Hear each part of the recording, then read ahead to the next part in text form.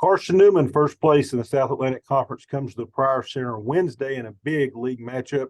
Joining us, head coach of the Cavaliers, Jamie Cluesman. Coach, before we talk about the Eagles, your team back to receiving some regional recognition, receiving votes in the latest D2 SATA poll, and that poll is just chock full of South Atlantic Conference teams. Yeah, I think it just goes to show how tough our conference is. And along with that, it shows the importance of trying to schedule really quality D2 non-conference games. And I feel like we've done a good job of that, playing Belmont Abbey, Winston-Salem State being two of those top teams that are helping us receive those votes. But, our league is so strong top to bottom. So it's going to be a battle. And I wouldn't be surprised if 4 or 5 SAC teams don't make it to the region this year. Well, this game coming up Wednesday, I think it'll be a lot of fun if you're a spectator to watch. I don't know about coaching in it, but you've got two of the top scorers in the South Atlantic Conference, two women who have already scored over 1,400 points in their career. Braylon Weichel approaching 1,900 career points for Carson-Newman. Nia Van Sant on your team over 1,400 career points. And, both these women are just juniors. Yeah, incredible feat by both of them. Braylon, is very explosive offensively, has the ability to score in any different way that she wants to. If you look at the box score, she's attempted almost 85, 90 more shots than the next player on her team. So obviously everyone in the gym knows exactly where Carson-Newman wants the ball, and it's in her hands.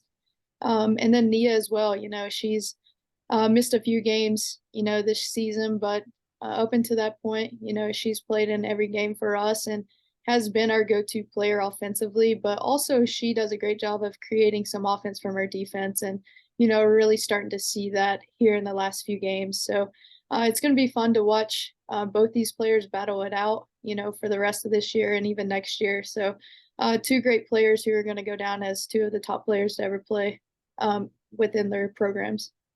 Coach, we talk about rebounding a lot. Rebounding was an issue in your loss Saturday against Limestone. They really got to you on the offensive boards, and they limited you to just 2 offensive rebounds. Talk about that and the importance of keeping the Eagles off the glass, because if they get in the paint and get fouled, they're one of the better free throw shooting teams in the league. Yeah, I don't know what our problem was at Limestone. I think we were a little bit tired, and that's due to probably our schedule.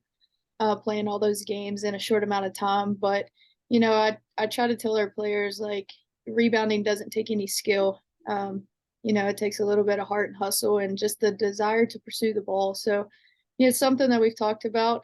We've moved on from it. Hopefully we make those adjustments because, like you said, Carson-Newman, extremely aggressive offensively, does a great job, penetrate, get to the free throw line. And like you said, they're one of the top shooting teams in the conference from the line. So we're going to have to stay very disciplined defensively and just do our best to contain their top players.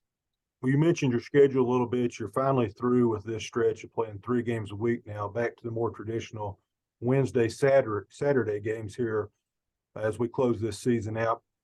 How does that help your team in terms of not only rest and getting back healthy, but in preparation as well, because you have more time to prepare for these teams? Yeah, so it's a combination of a lot of things.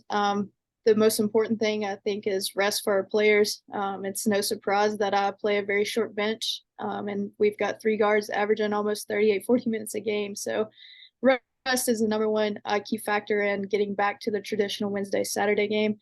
And like you said, it helps us coaches, watch more film, try to prepare a little bit more for our opponents. But I think the biggest thing along with the rest is they just get into a routine. They know their schedule. We're not having to miss as much class. They're able to stay in the classroom, and then come, on a weekly schedule. They know exactly when practice is going to be. So, most people like to be in a routine, creature of habits. So it'll be nice to get back to that. You've been really good at home here over the last 3 years, and your last home game, a win over Emory and Henry, was the largest crowd we've had this season, especially from a student standpoint. I thought it helped you guys down the stretch. I'm going to turn it over to you and just let you talk to the students a little bit and the importance of coming out to the rest of these home games throughout the year, starting Wednesday night against Carson-Newman. Yeah, they were huge in that game against Emory and Henry. I felt like we were tired down the stretch, but our players fed off the energy from them. And, I give a lot of credit to them helping us follow through and get that win against Emory. Our players love having you guys in the stands. Like I said, they feed off of you guys. And I promise you, our players are going to be in the stands at your games. We're true supporters of everything on campus. So we appreciate the support and would love to have you back in the stands tomorrow against Carson-Newman. As always, keys to victory against the Eagles. Defending penetration, keep them off the free throw line, and then we have to attack and be aggressive and get to the free throw line ourselves. Tip off 5:30 from the Pryor Center. Carson-Newman ranked in the regional poll. UVA wise receiving votes. It's a big one inside the Pryor Center. Come on out. Thanks, Coach. Thank you.